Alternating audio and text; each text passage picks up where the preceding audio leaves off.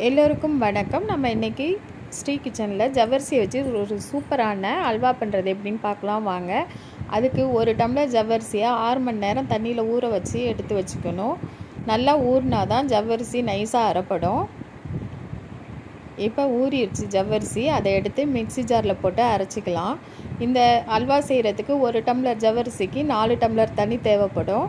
நம்ம மிக்சியில் அரைக்கிறதோடு சேர்த்து இந்த தண்ணி அளவை எடுத்துக்கணும்.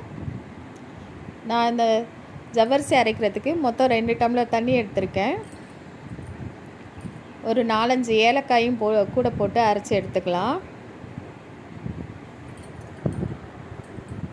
இப்போ ஒரு கடாயில் 2 டேபிள் ஸ்பூன் நெய் ஊற்றிட்டு ஒரு கைப்பிடி அளவு முந்திரி பருப்பை போட்டு சிவக்க வறுத்து எடுத்துக்கலாம்.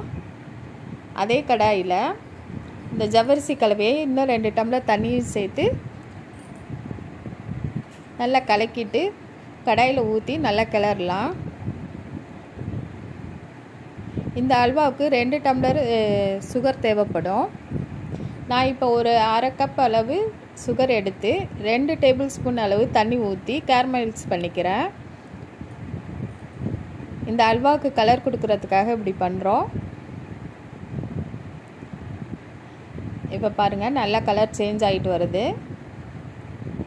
அதை எடுத்து அல்வா கலவையில் ஊற்றிக்கலாம். இப்போ நல்லா கிண்டி விட்டுக்கிட்டே இருக்கலாம். கொஞ்சம் பாத்திரம் கனமான பாத்திரமாக இருந்தால் அடி பிடிக்காமல் வரும். இப்போ 2 கப் சுகரையும் அதிலேயே சேர்த்துக்கலாம். இப்போ 2 டேபிள் ஸ்பூன் நெய்யை ஊற்றி கிளறி எடுக்கணும். நல்லா கைவிடாமல் கிளறுங்க. அல்வா நல்லா கெட்டிப்பதம் வந்துகிட்ருக்கு. இப்போ நம்ம வறுத்து வச்ச முந்திரி பருப்பையும் போட்டு கிளறி விடலாம். இப்போ பாருங்கள், அல்வா பதம் வந்துகிட்ருக்கு நல்லா.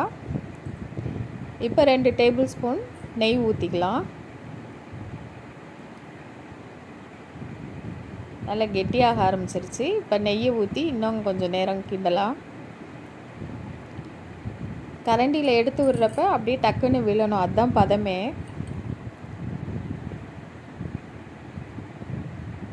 இங்கே பாருங்கள், நல்லா அல்வா பதம் வந்துருச்சு. இந்த அல்வா செய்கிறது ரொம்ப ஈஸி, டேஸ்ட்டும் ரொம்ப நல்லா இருக்கும். இது ஸ்கூல் விட்டு வர பசங்களுக்கு செஞ்சு கொடுங்க, ஹெல்த்தியானது கூட. இந்த சேனல் பிடிச்சிருந்தால் லைக் பண்ணுங்கள், சப்ஸ்கிரைப் பண்ணுங்கள்.